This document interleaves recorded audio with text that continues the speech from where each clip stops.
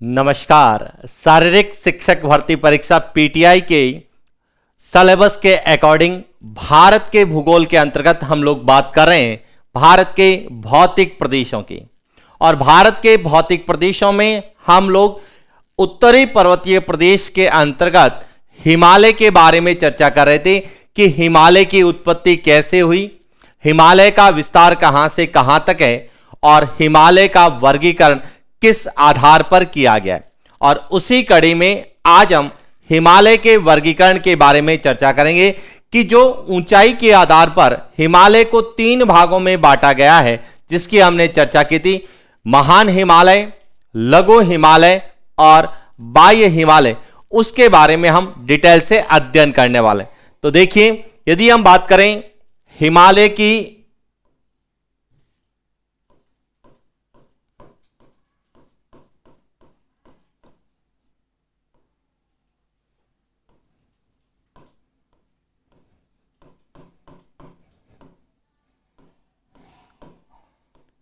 हिमालय का वर्गीकरण और किस आधार पर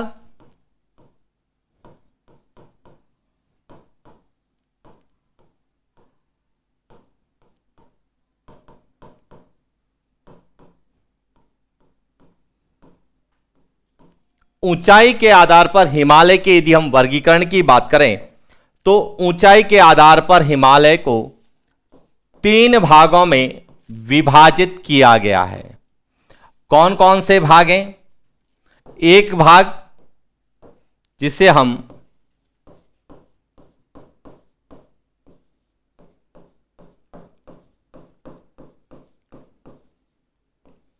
महान हिमालय,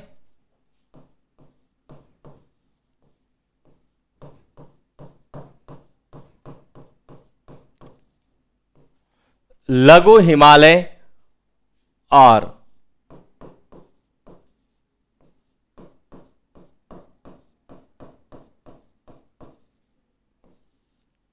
बाह्य हिमालय के रूप में जो है वर्गीकृत करते हैं। यानी कि ऊंचाई के आधार पर हिमालय को 3 भागों में बांटा गया है। जहां पर ऊंचाई सबसे ज्यादा है उसे महान हिमालय की संज्ञा दी गई है, जहां पर ऊंचाई सबसे कम है उसे बाह्य हिमालय की संज्ञा दी गई है, और जहां पर ऊंचाई इन दोनों के बीच में उसे लघु हिमालय की संज्ञा दी गई है।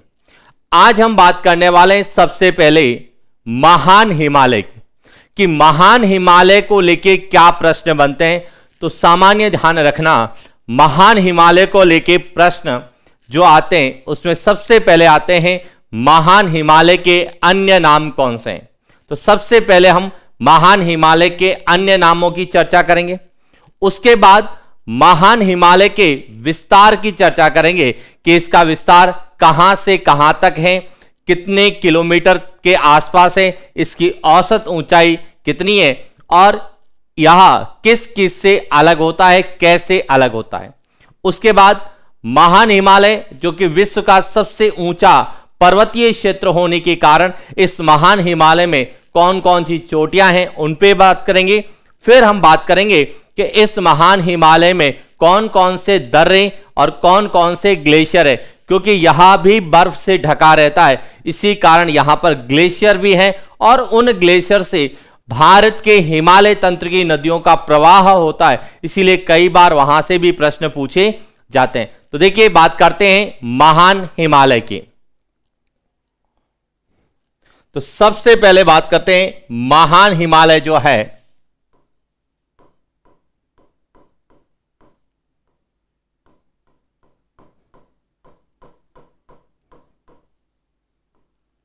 महान हिमालय, इसको क्या क्या नाम दिया जाता है। तो इसे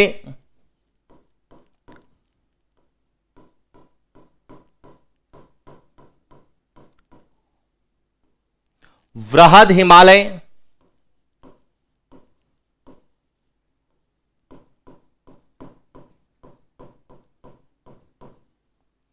मुख्य हिमालय,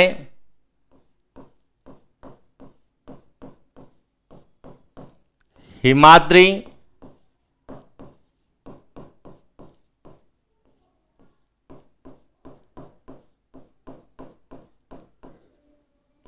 और विशाल हिमालय कहा जाता है। यह सब किसके नाम है? महान हिमालय के, जिसे हम वृहद हिमालय, मुख्य हिमालय, हिमाद्री, विशाल हिमालय और कहीं जगह बर्फीला हिमालय भी लिखा हुआ मिलता है। हिमाद्री या बर्फीला हिमालय एक ही है। क्लियर हो गया? अब बात करते हैं इसका विस्तार, कि इसका विस्तार कहां से कहां तक है। तो देखिए, महान हिमालय की विस्तार की बात करें तो यहां जो है सिंधु नदी का गार्ज है। सिंधु नदी के गार्ज से यहां जो है इस तरह से ब्रह्मपुत्र नदी या नामचा बर्मा तक यहां फैला हुआ है। यह पूरा एक पर्वतीय क्षेत्र है।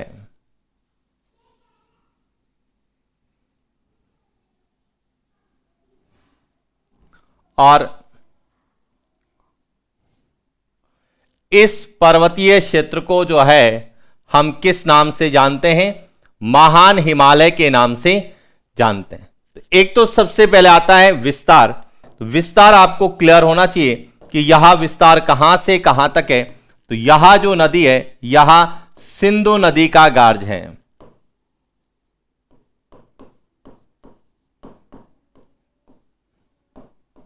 और सिंधु नदी के गार्ज के बारे में हमने अध्ययन किया था कि सिंधु नदी का गार्ज विश्व का सबसे गहरा नदी गार्ज है, जिसकी जो है गहराई लगभग 5200 मीटर के आसपास, यानी कि 5 किलोमीटर से भी ज्यादा है। इसके बाद यहां है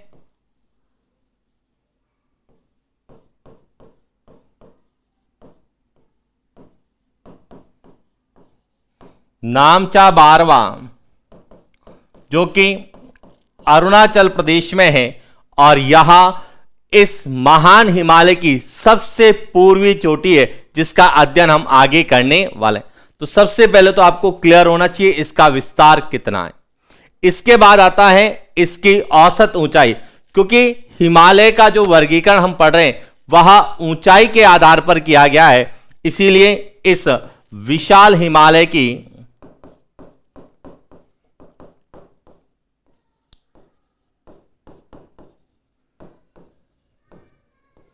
औसत ऊंचाई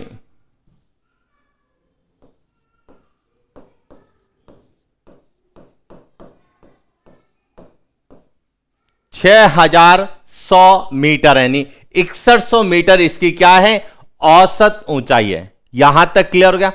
और यहां जो है सदैव बर्फ से ढका रहता है, क्योंकि 4000 मीटर की ऊंचाई जो है वहां पर हिम रेखा है। हिम रेखा का मतलब है उस ऊंचाई से ऊपर यदि हम जाते हैं तो तापमान 0 डिग्री रहता है, बर्फ जमी रहती है, इसलिए उस रेखा को हम हिम रेखा के नाम से जानते हैं। और इसकी औसत ऊंचाई हिम रेखा से ज्यादा है, इसीलिए यह क्या है? बर्फ से ढका रहता है। इसी कारण इसे हम बर्फीला हिमालय या हिमाद्री के नाम से जानते हैं। अब देखिए, इसके उत्तर में हमने चर्चा की थी कि इस हिमालय के जो उत्तर में है इसे हम कहते हैं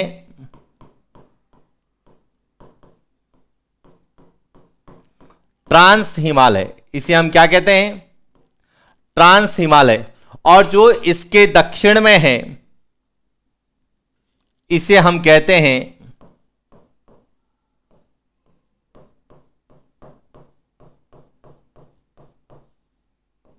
लघु हिमालय। तो यह ट्रांस हिमालय और लघु हिमालय से क्या होता है? अलग होता है। अब किससे अलग होता है इसके बारे में भी हमने पहले चर्चा की है कि यह जो है ट्रांस हिमालय से अलग होता है, इसे कहा जाता है ITCZ, Indo Tsangpo suture zone कहा जाता है।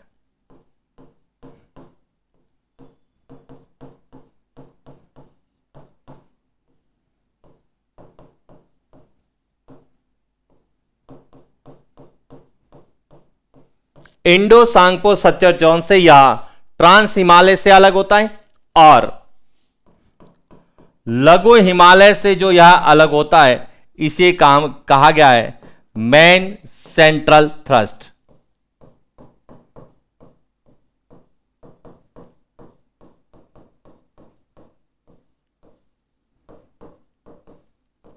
मेन सेंट्रल थ्रस्ट के द्वारा जो है यह लघु हिमालय से अलग होता है। अब देखिए इस महान हिमालय की क्या विशेषता है, और यही हमसे बहुत बार पूछी जाती है। तो यह महान हिमालय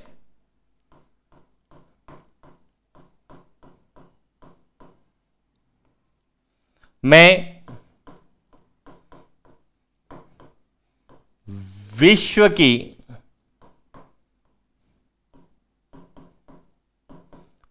सबसे ऊंची चोटियां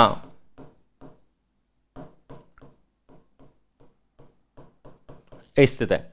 यानी कि विश्व की जितनी भी ऊंची चोटियां हैं, जैसे माउंट एवरेस्ट की बात करें, कंचनजंगा की बात करें, मकालू की बात करें, अन्नपूर्णा है, धौलागिरी है, नंदा देवी है, जितनी भी विश्व की ऊंची चोटियां हैं वह सब इसी महान हिमालय में स्थित है, जिसको हम अलग से महान हिमालय की चोटियों के बारे में पढ़ने वाले।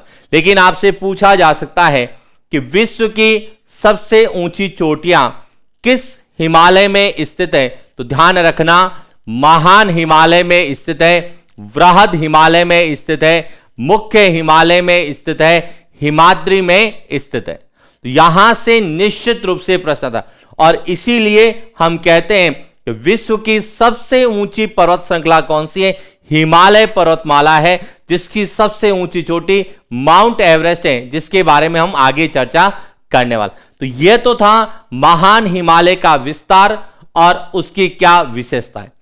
अगला प्रश्न इसी में से आता है कि जब हम यह कहते हैं कि महान हिमालय विश्व का सबसे ऊंचा पर्वतीय क्षेत्र है, यानी कि विश्व की जितनी भी ऊंची चोटियां हैं वह सब इस महान हिमालय में स्थित है, तो प्रश्न अगला सीधा पूछा जाएगा कि कौन कौन सी चोटियां महान हिमालय में हैं और कहां पर स्थित है। तो एक एक चोटी के बारे में हम अध्ययन करते हैं, जहां से निश्चित रूप से प्रश्न हर एग्जाम में किसी न किसी रूप से पूछा जाता है। तो बात करते हैं महान हिमालय की प्रमुख चोटियों की।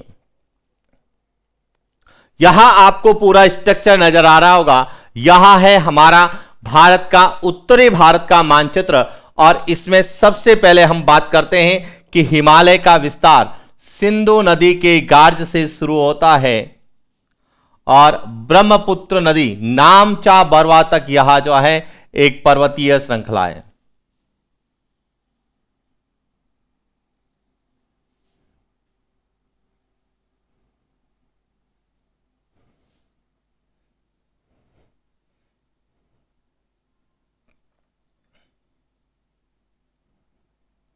यहां इस तरह से पूरा पूरा जो है महान।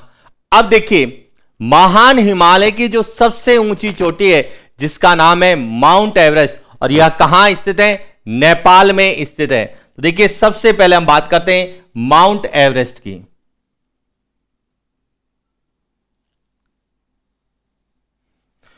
यह है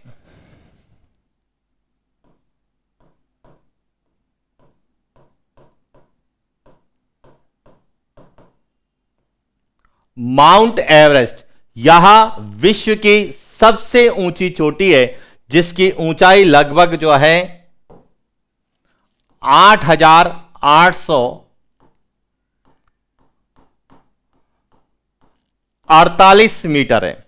और यह जो है यह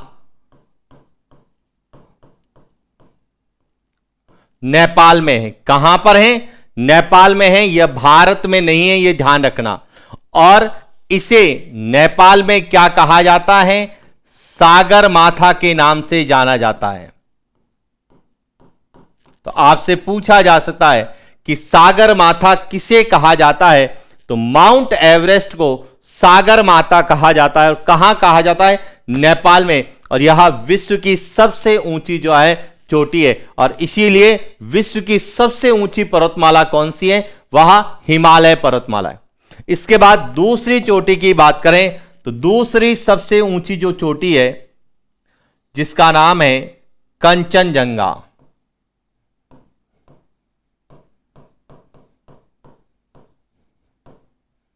और यह कहां पर है? सिक्किम में। सिक्किम और नेपाल की सीमा पर है। सिक्किम में यह हिमालय की दूसरी सबसे ऊंची चोटी है, जिसकी ऊंचाई 8,598 मीटर।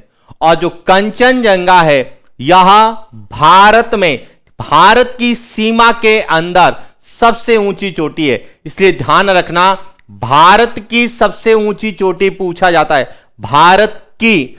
तो हम किसके बारे में पढ़ते हैं? तो हम यहां पर पीओके में कौन सी पढ़ी थी? K2। भारत की सबसे ऊंची चोटी कौन सी है? K2 है। और इसकी ऊंचाई जो है 8,611 मीटर है। लेकिन यहां पीओके, पाक अधिकृत कश्मीर में है, पाकिस्तान ऑक्यूपाइड कश्मीर का भाग है, इसीलिए इसे हम भारत की सबसे ऊंची चोटी कहते हैं। लेकिन भारत में पूछा जाए, भारत की सीमा के भीतर यदि पूछा जाता है तो कौन सी है? कंचनजंगा है। और इसीलिए इसका प्रश्न आता है कि निर्विवादित भारत की सबसे ऊंची चोटी कौन सी है? निर्विवादित, निर्विवादित का मतलब होता है वह क्षेत्र जो भारत में है लेकिन किसी तरह का विवाद नहीं है। तो निर्विवादित क्षेत्र कौन सा आता है? सिक्किम आता है। और सिक्किम जो है भारत का राज्य है, और राज्य होने के कारण यहां पर जो चोटी है कंचनजंगा, यह भारत में या निर्विवादित भारत की सबसे ऊंची चोटी है कंचनजंगा। जबकि भारत की सबसे ऊंची चोटी कौन सी है? K2, गॉडविन ऑस्टिन के नाम से जानते हैं। क्लियर हो गया? इसके अलावा कौन कौन सी चोटियां हैं, हमें उनके बारे में भी पता होना चाहिए।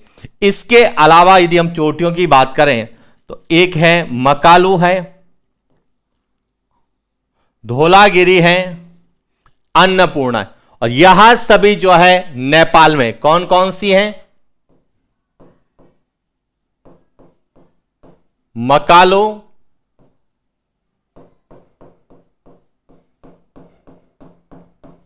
धौलागिरी,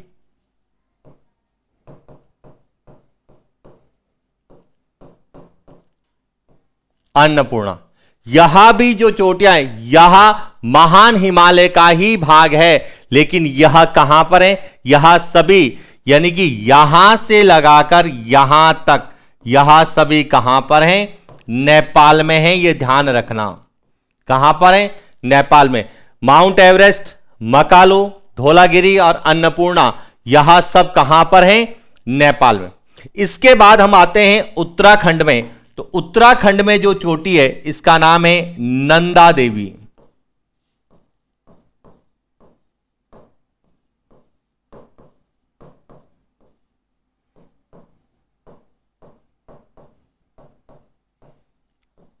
नंदा देवी कहां पर है? उत्तराखंड में।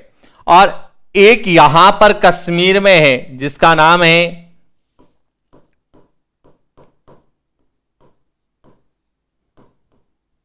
नंगा पर्वत, और एक अरुणाचल प्रदेश में है जिसका नाम है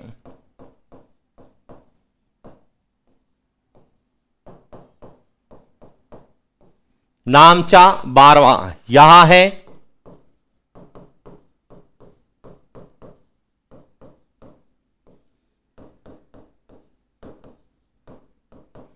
अरुणाचल प्रदेश। अब देखिए, चोटियां तो यह सब है, लेकिन ऊंचाई आपको 3 याद होनी चाहिए। एक तो माउंट एवरेस्ट की, जो कि विश्व की सबसे ऊंची चोटी है। एक भारत की सबसे ऊंची चोटी K2, गॉडविन ऑस्टिन, 8,611 मीटर। और एक हिमालय की दूसरी, क्योंकि K2 जो है यह हिमालय का भाग नहीं है, ध्यान रखना। K2 यह ट्रांस हिमालय का भाग है, यह ध्यान रखना। किसका भाग है? ट्रांस हिमालय का भाग है, हिमालय का भाग नहीं है। इसीलिए K2 हिमालय की चोटी नहीं है, लेकिन उत्तरी पर्वतीय प्रदेश में है और भारत की सबसे ऊंची चोटी है। लेकिन यदि हिमालय के अंतर्गत पूछा जाता है तो सबसे ऊंची चोटी माउंट एवरेस्ट, जो कि नेपाल में है। दूसरी वह है कंचनजंगा। इन दोनों में से किसी एक की ऊंचाई पूछी जा सकती है। इसके बाद कई बार प्रश्न हमें जो पूछा जाता है वह इस मानचित्र से पूछा जाता है कि जो भारत में हिमालय की चोटियां हैं, विश्व की या हिमालय की जितनी भी चोटियां हैं वह सभी इस महान हिमालय में स्थित है। इसीलिए चोटियों का जब भी प्रश्न आता है हिमालय की, वह सभी चोटियां इस महान हिमालय से पूछी जाती है। इसीलिए इनका क्रम पता होना चाहिए। क्रम कैसे पूछा जा सकता है कि हिमालय के में स्थित सबसे पूर्वी या पूर्वतम चोटी कौन सी है, पूर्वोत्तर चोटी कौन सी है, तो नामचा बरवा है, अरुणाचल प्रदेश। सबसे पूछा जाए कि हिमालय की सबसे पश्चिम में स्थित चोटी कौन सी है, तो नंगा पर्वत है, जो कि जम्मू कश्मीर में है, नंगा पर्वत। क्लियर हो गया। कई बार हमें जो है क्रम पूछ लिया जाता है कि पूरब से पश्चिम की ओर जाते हैं तो हिमालय की चोटियों का सही क्रम कौन सा है, क्योंकि यहां मैप बेस होती है तो इसमें ध्यान रखना। सबसे पूरब में है नामचा बरवा, कौन सी है, नामचा बरवा। इसके बाद है कंचनजंगा, यह कौन सी है, कंचनजंगा। तीसरी कौन सी है, तीसरी आएगी फिर माउंट एवरेस्ट।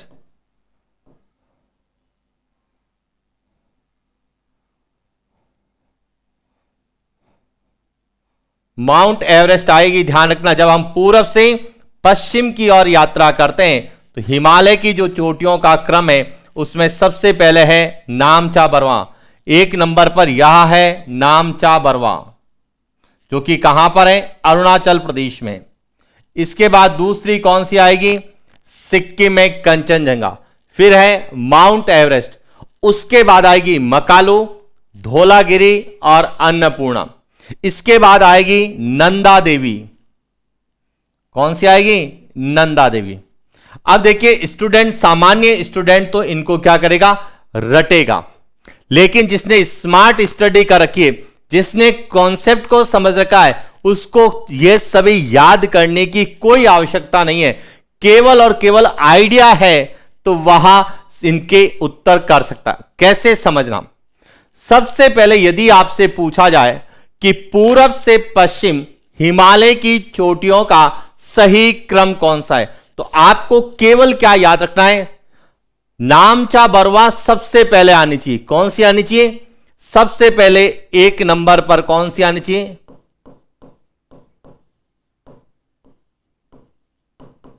नामचा बरवा आनी चाहिए। यदि मानो एक नंबर पर नामचा बरवा दो ऑप्शन में है और दो ऑप्शन में नहीं है, तो दो ऑप्शन तो वैसे ही बाहर हो गए आपके। इसके बाद दूसरे नंबर पर जो है किसको ढूंढना है,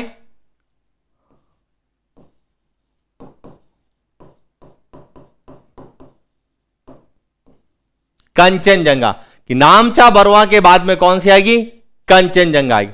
इसके बाद इसको माउंट एवरेस्ट, मकालू, धौलागिरी और अन्नपूर्णा, इनको जो है ढूंढना है। अब इनको ढूंढने का सीधा तरीका है ADMM। ए, जब हम ABCD लिखते हैं, बाएं से दाएं लिखते हैं, तो पहले A आएगा, फिर D आएगा, फिर MM यानी कि मकालू और माउंट एवरेस्ट आएगा। तो इसको क्रम को आपको देखना है। क्या क्रम देखना है कि यहां पर अब कौन सा आना चाहिए, नामचा बरवा आ गया, कंचनजंगा आ गया, तो नेपाल में 4 चोटियां हैं, तो सबसे पहले माउंट एवरेस्ट और मकालू M आना चाहिए, और इन दोनों में से कोई एक यहां पर मिलेगी, माउंट एवरेस्ट और मकालू। उसके बाद क्या आएगा, D का मतलब धौलागिरी, और उसके बाद क्या आएगा, अन्नपूर्णा। तो केवल MDA ढूंढना है। M पहले आएगा, D बाद में और A सबसे लास्ट में। फिर किसको ढूंढना है, नंदा देवी, और सबसे लास्ट में किसको ढूंढना है, नंगा पर्वत, यानी कि ND और NG। ND पहले आएगा, NG बाद में आएगा, नंगा पर्वत बाद में आएगा। तो इस तरह से यदि आपने ट्रिक्स खुद के बना रखे हैं तो इनको याद करने की कोई जरूरत नहीं, और याद करते हैं तो क्रम याद होना चाहिए, नामचा बरवा, कंचनजंगा, माउंट एवरेस्ट, मकालू, धौलागिरी, अन्नपूर्णा, नंदा देवी और नंगा पर्वत। और इस तरह से हिमालय की चोटियों का पूर्व से पश्चिम क्रम भी पूछा जा सकता है और पश्चिम से पूर्व क्रम भी पूछा जा सकता है। और कई बार यहां से जो प्रश्न आता है, तो प्रश्न आता है कि भारत में स्थित हिमालय की चोटियों का पूर्व से पश्चिम क्रम। अब समझना, भारत में स्थित हिमालय की चोटियों का पूरब से पश्चिम क्रम, इसका मतलब है यह नेपाल वाली चोटी एक भी इसमें शामिल नहीं होगी, क्योंकि भारत में लिखा है। तो भारत की सीमा के भीतर नामचा बरवा आएगी, कंचनजंगा आएगी, नंदा देवी आएगी और नंगा पर्वत आएगा। और इनको लेके भी कई बार हमें प्रश्न पूछे जाते हैं। तो ये थे एक तो हिमालय की चोटियों के प्रश्न आते हैं। इसके बाद दूसरा जो आता है वह आता है कि महान हिमालय में कौन कौन से दर्रे स्थित हैं। दर्रों का प्रश्न इसलिए आता है कि दर्रे जो है सामरिक दृष्टि से, व्यापारिक दृष्टि से और धार्मिक दृष्टि से महत्वपूर्ण स्थान रखते हैं। इसीलिए अब हम बात करते हैं कि जो हमारा महान हिमालय है इसमें कौन कौन से दर्रे स्थित हैं। तो बात करते हैं महान हिमालय के प्रमुख दर्रों की।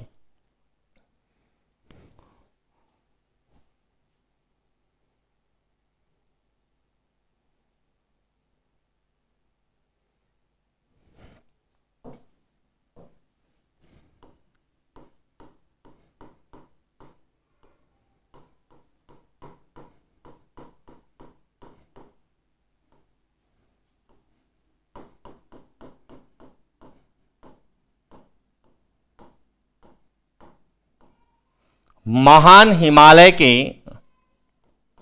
प्रमुख दर्रे कि इस महान हिमालय में कौन कौन से दर्रे हैं। अब समझना, महान हिमालय जिसका विस्तार कहां से कहां तक है, हमने कहा है सिंधु नदी घाटी से लगाकर ब्रह्मपुत्र नदी या नामचा बरवा तक, यह पूरा पूरा जो है महान हिमालय है। और इस महान हिमालय में कहां कहां कौन सा दर्रा है, तो देखिए इसका विस्तार जम्मू कश्मीर में है, हिमाचल प्रदेश में है, उत्तराखंड में है,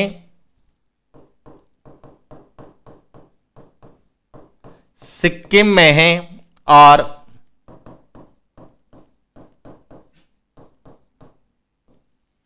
अरुणाचल प्रदेश में। यदि हम दर्रों की बात करें तो देखिए यहां से कौन से दर्रे पूछे जाते हैं, तो सबसे पहले पूछे जाते हैं सिक्किम में। सिक्किम में 2 दर्रे हैं। कितने दर्रे हैं सिक्किम में? 2 दर्रे हैं। एक का नाम है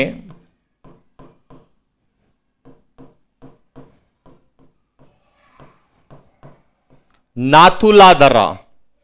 यहां कहां पर है, तो ध्यान रखना किस राज्य में है, सिक्किम में।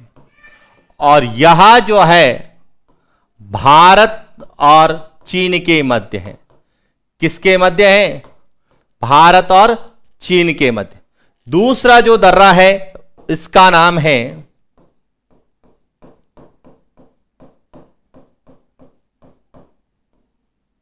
जलेपला दर्रा। यहां भी कहां पर है? सिक्किम में है।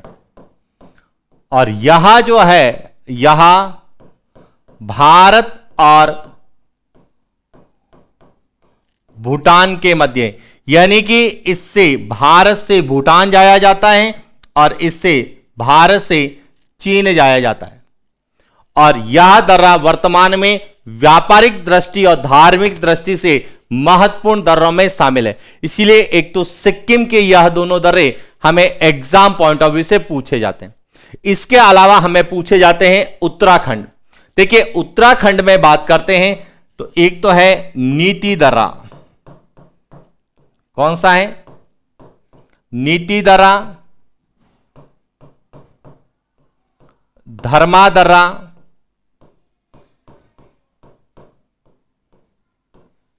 और माना दर्रा। यह सब कहां है? उत्तराखंड में। इसके बाद एक और दर्रा है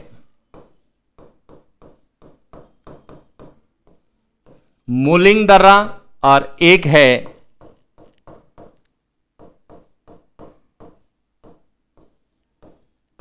लिपुलेख दर्रा।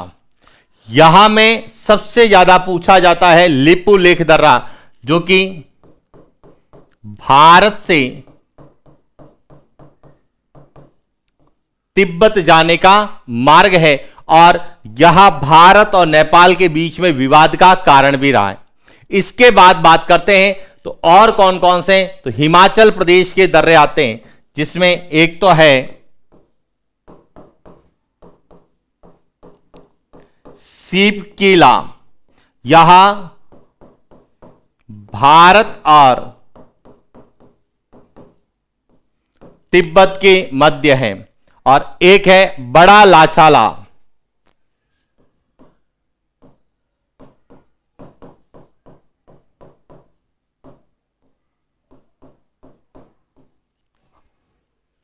बड़ा लाचाला, यह जो है यह हिमाचल प्रदेश में और मनाली से लेह जाने का मार्ग है।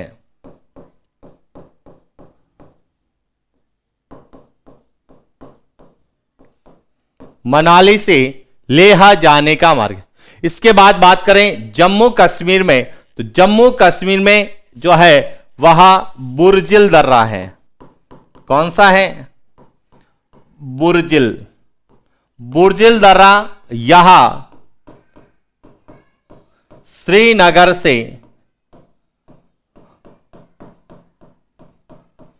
गिलगित जाने का मार्ग है, और गिलगित कहां पर है? पीओके में, यानी कि पीओके के सबसे निकट कौन सा है? बुर्जिल दर्रा है, और यह श्रीनगर यानी कि जम्मू कश्मीर से गिलगित जाने का मार्ग है, जो कि पीओके के सबसे निकट है।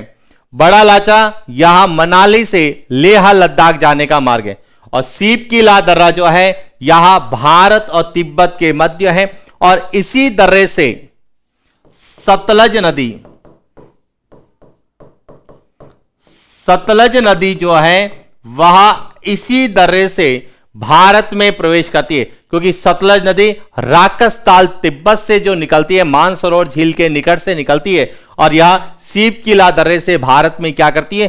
प्रवेश करती है हिमाचल प्रदेश से। इसीलिए आपसे डायरेक्ट पूछा जा सकता है कि सतलज नदी कहां से भारत में प्रवेश करती है। तो यह थे इस महान हिमालय में कौन कौन से दर्रे स्थित है। इसके बाद महान हिमालय जो है यह ऊंचाई अधिक होने के कारण बर्फ से ढका रहता है। तो भारत में महान हिमालय में जो ग्लेशियर है, जिसमें सबसे महत्वपूर्ण है गंगोत्री, जहां से भागीरथी नदी निकलती है, और यही भागीरथी नदी अलकनंदा और भागीरथी के जो संगम से देवप्रयाग में एक संयुक्त धारा बनती है, जिसे हम गंगा नदी के नाम से जानते हैं। इसके बाद यमुनोत्री, जहां से यमुना नदी निकलती है, और एक है सतोपत ग्लेशियर, जहां से अलकनंदा नदी निकलती है। तो इनके बारे में हम जब भारत की नदियों के बारे में पढ़ेंगे तब हम पढ़ेंगे कि कौन से ग्लेशियर से कौन सी नदी निकलती है। लेकिन हमें पता होना चाहिए कि महान हिमालय में 3 प्रमुख ग्लेशियर है, सतोपत ग्लेशियर है, यमुनोत्री है और गंगोत्री है, और ये तीनों ही ग्लेशियर उत्तराखंड में, कहां पर हैं? उत्तराखंड में। तो ये था आज का हमारा सेशन, जिसमें हम लोगों ने हिमालय के संदर्भ में जो है पूरी जो है वर्गीकरण के साथ महान हिमालय को पढ़ा है। तो ध्यान रखना, यदि आपसे ऊंचाई के आधार पर पूछा जाए तो हिमालय को 3 भागों में विभाजित किया गया है, जिसमें सबसे ऊंचा हिमालय महान हिमालय कहलाता है, जिसमें आपको विस्तार को याद करना है, उसकी प्रमुख चोटियों को याद करना है, और महान हिमालय में कौन कौन से दर्रे हैं उनको याद करना है। क्योंकि या तो हमें चोटियां पूछी जाती है या फिर दर्रे पूछे जाते हैं, तो किस तरह से पूछे जाते हैं इन पर हमने चर्चा की। और साथियों, थर्ड ग्रेड जो पीटीआई थर्ड ग्रेड की तैयारी कर रहे हैं, उनके लिए तो सूचना है कि भारत और विश्व का जो भूगोल है वह हम यूट्यूब चैनल के माध्यम से करने वाले हैं।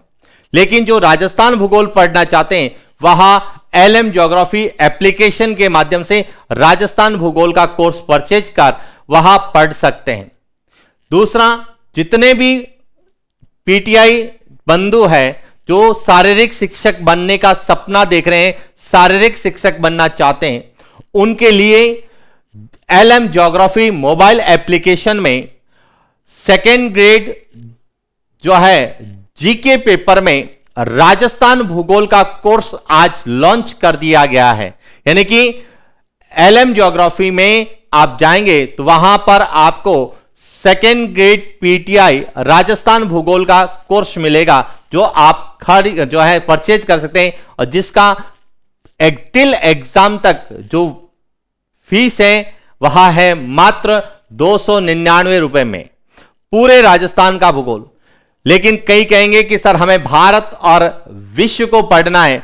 जिनको भारत और विश्व का ज्योग्राफी पढ़नी है उनके लिए 15 अगस्त को जो है नया कोर्स लॉन्च किया जाएगा, जिसमें भारत और विश्व की भूगोल जो कि हमारे फर्स्ट पेपर के अकॉर्डिंग पूछी जाएगी, उनके संबंध में पाठ्यक्रम में क्या क्या हमें पढ़ना है, और उस पाठ्यक्रम के अनुसार आपको वीडियो लेक्चर, पीडीएफ और Sunday MCQ test with video solution आपको मिलने वाला है। तो इसीलिए साथियों अब देरी नहीं करना, क्योंकि हमने लक्ष्य निर्धारित किया है, ना रुकना है ना थकना है, बस मेहनत करके लक्ष्य को पाना है। और हमारा लक्ष्य एक शारीरिक शिक्षक बनना है। शारीरिक शिक्षक बनके हम उन साथियों को तैयार करने वाले हैं जो भारत का भविष्य है, और हम जो शिक्षक वर्ग हैं यह वैसे भी भारत के भविष्य निर्माता के रूप में जाने जाते हैं। तो हमें उस भारत के भविष्य का निर्माण करना है जिसको भारत की वर्तमान आवश्यकता है, और जिसके माध्यम से भारत पुनः विश्व गुरु बन सके। इन्हीं शुभकामनाओं के साथ आज के लिए इतना ही। Thank you.